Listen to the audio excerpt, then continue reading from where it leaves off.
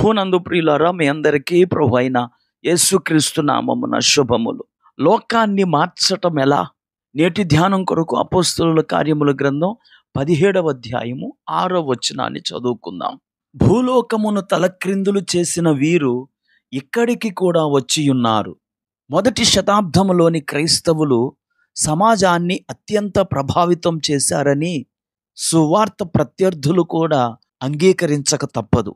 యేసును అంగీకరించిన వారి జీవితాలు పూర్తిగా భిన్నంగా ఉండటం వల్ల వారు ఇతరులు సన్మార్గవర్తనులయ్యేలా గొప్ప ప్రభావాన్ని చూపారు.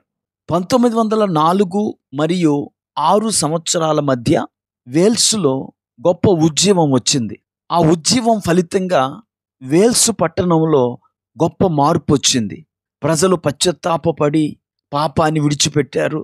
దొంగతనాలు, మోసాలు ఆగిపోయాయి. పోలీస్ స్టేషన్లలో పోలీసులకు కేసులు లేకుండా పోయాయి. చాలామంది ఎగ్గొట్టిన అప్పులన్నీ తిరిగి తీర్చేశారు. ప్రతి ఒక్కరూ తమ తమ ఉద్యోగాల్ని ఎంతో నిజాయితీతో ఓర్పుతో చేయటం మొదలుపెట్టారు.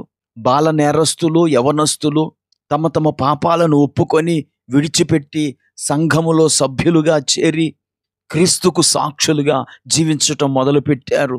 భార్యలు తమ భర్తలకు లోబడి వినయ విధేయతలతో జీవించటం మొదలుపెట్టారు. భర్తలు తమ యొక్క బాధ్యతలను చక్కగా నిర్వహిస్తూ తమ యొక్క కుటుంబాలను కట్టుకున్నారు.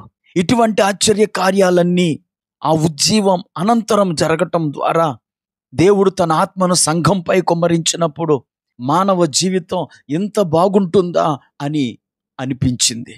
ప్రియులారా, నేను నా చిన్నప్పటి నుండి ఉజ్జీవపు దినాలలో జరిగిన అద్భుతాలను చదువుతూ పెరిగాను. అప్పటి నుంచి నాలో ఒక ఆశ ఉండిపోయింది. నా జీవితంలో మరలా అలాంటి గొప్ప ఉజ్జీవాన్ని చూడాలి అని. నేడు లక్షలాది క్రైస్తవులు అనబడేవారు సువార్త సేవను ఆదరిస్తున్నారు. అయితే భూలోకాన్ని తలక్రిందులు చేయటం లేదు. మొదటి శతాబ్దపు విశ్వాసులను గురించి చెప్పబడినట్లు ఈరోజు మన గురించి ఎవ్వరూ చెప్పుటలేదు. ఎందుకంటే క్రైస్తవులు ఉండవలసిన విధముగా ఉండటం లేదు. వైఖరిలో, చర్యల్లో క్రైస్తత్వాన్ని కలిగి లేకుండా జీవిస్తున్నారు.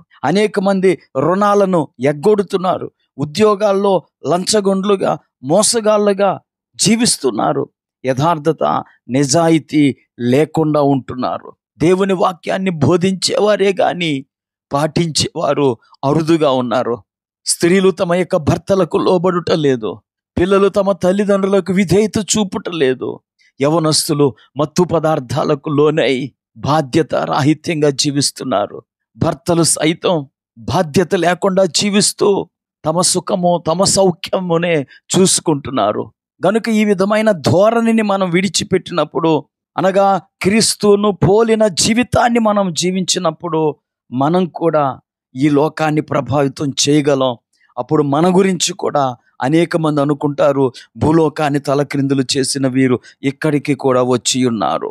ఈ మాటలు వింటున్న నా ప్రియ స్నేహితుడా, క్రైస్తవులుగా మనము ఎలాగుండాలో అలాగా ఉండటానికి ప్రయత్నం చేస్తున్నారా? క్రీస్తు సారూప్యము మీ యందు ఏర్పడు వరకు నాకు మరలా ప్రసవ వేదన కలుగుచున్నదని అపోస్తలుడైన పౌలు గలతీ సంఘానికి రాస్తూ ఉన్నాడు. మనందరము కూడా క్రీస్తును పోలిన జీవితాన్ని జీవించినప్పుడు మనము కూడా ఈ లోకాన్ని ప్రభావితం చేయగలం. ప్రార్థన చేసుకుందాం. కృపా కనికరం కలిగిన మా తండ్రి, నీకు వందనాలు. ఆదిమ క్రైస్తవులు ఈ భూలోకాన్ని తలక్రిందులు చేసేవారిగా జీవించారు. వారు నీలాగా జీవించారు.